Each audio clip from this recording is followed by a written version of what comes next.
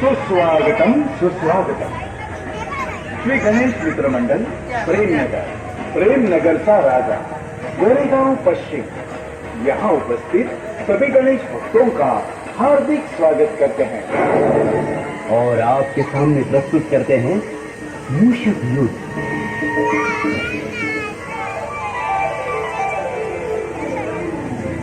ये कथा है त्रेता युग की।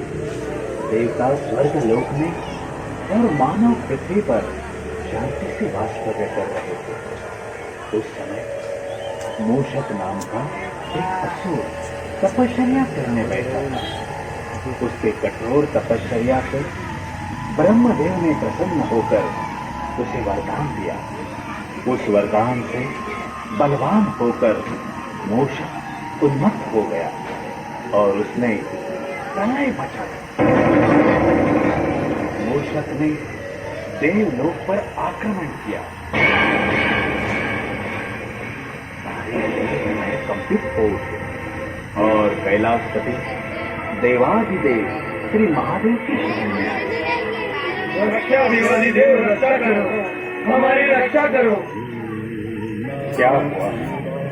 आप समस्त देव यहाँ पधारे, बोलिए क्या? देवाधिदेव, देवाधिदेव, मूषक नाम के एक असुर ने उन्मत्त होकर देवलोक पर आक्रमण किया है महादेव। इसलिए हम भयभीत हो गए हैं, हमारी रक्षा करो।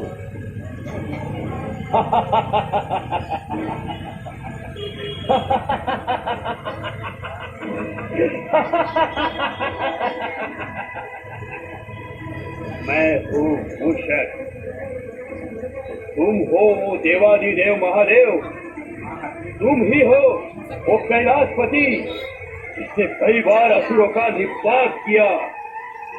तू अकेला ही मेरे हाथ नहीं आया। एक सारे देवों को मैंने कैसे भगा दिया है। आओ बैरागी, मैं बाहुबली मूषक मुझे युद्ध करने का आह्वान करता हूँ।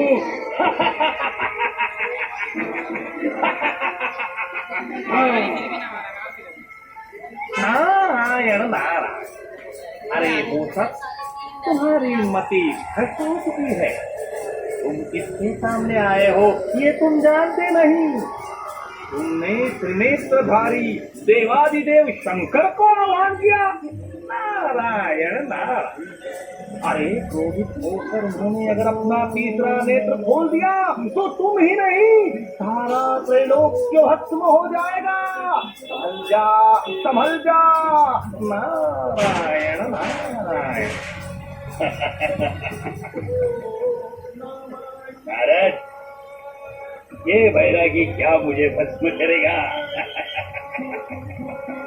मुझे ब्रह्मदेव से वरदान प्राप्त हुआ है। इसका तीसरा नेत्र खुलने से पहले ही मैं इसे पाताल में फेंक दूंगा। मूषक के इस वक्तव्य से कैलाशपति शंकर क्रोधित हुए।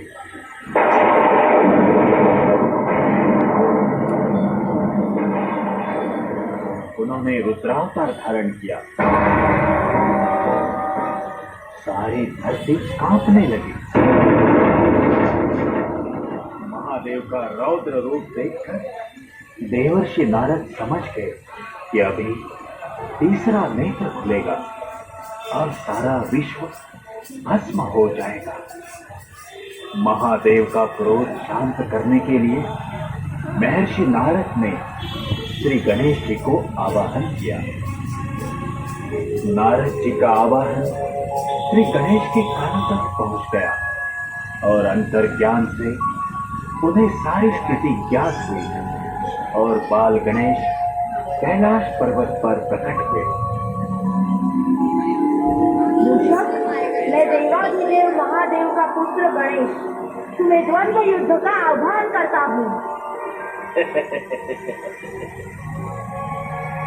तू इतना छोटा बालक और मुझे ललकार रहा है। मैं तुम्हें चुटकी में मसल दूंगा। मैं यहाँ महादेव से युद्ध करने आया हूँ। करने आया हूँ। पहले उनके पुत्र से युद्ध कर, पहले पुत्र बाद में पिता। मैं ही तुझे यम के पास भेज देता हूँ।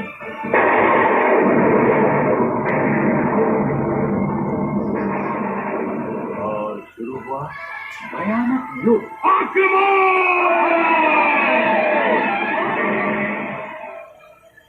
प्रहारों पर प्रहार होने लगे।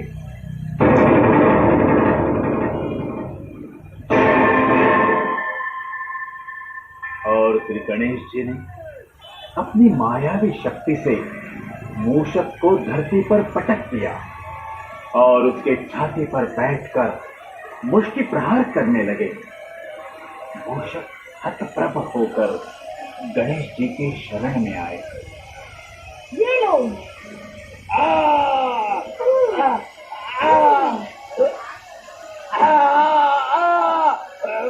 क्षमा क्षमा भगवान क्षमा। भगवान भगवान मुझे अभयदान दो। क्षमा। नहीं नहीं, अभी मृत्यु दंड के सिवा कुछ नहीं। नहीं भगवान, नहीं भगवान, मुझे जीवन दान दो। मैं अज्ञानी मूर्ख पापी, मैंने आपको पहचाना नहीं भगवान, मुझे क्षमा करो भगवान, मुझे क्षमा करो। तुम्हारे अहंकारी वृत्ति के लिए मैं तुम्हारा वध करूंगा।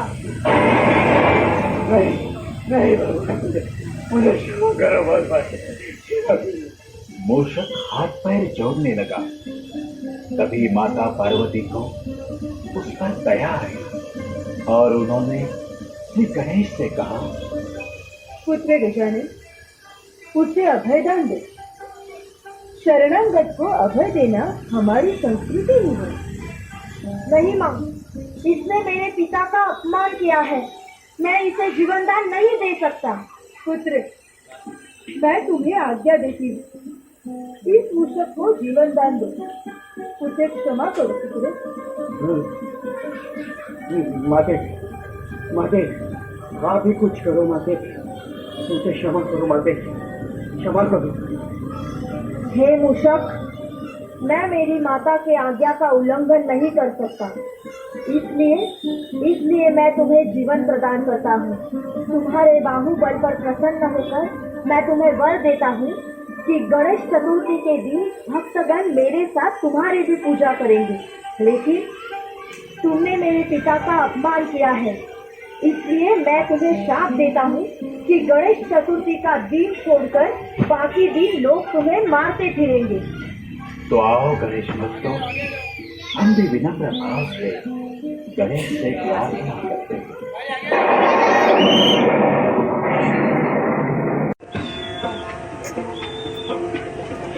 लाल चढ़ायो अच्छा गज मुख को, रोंदिल लाल बिराजे।